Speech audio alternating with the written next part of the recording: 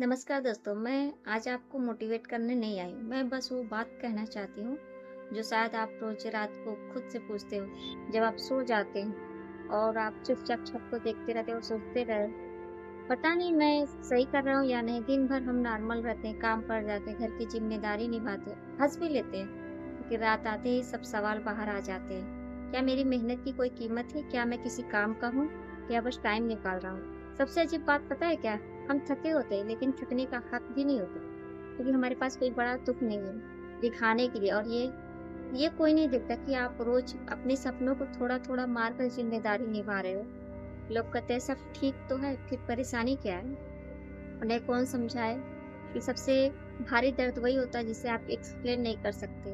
हम उस जनरेशन से हैं जो स्ट्रॉन्ग दिखना सीख गए। रोना आता है लेकिन रोते नहीं, क्योंकि अगर टूट गए तो घर कौन सँभाले? और इसी चक्कर में हम खुद को भूल जाते हैं। आज हर कोई रिजल्ट पूछता है, कोई ये नहीं पूछता कि सफ़र कैसा चल रहा है।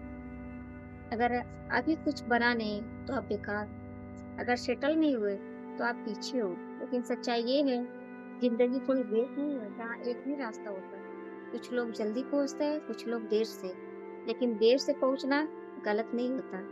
कभी-कभी भगवान आपको रोक कर रखता है, ताकि आप टूटने से बच जाओ। हम कंपैरिज़न में खुद को इतना छोटा बना लेते हैं कि अपनी मेहनत हमें दिखती ही नहीं।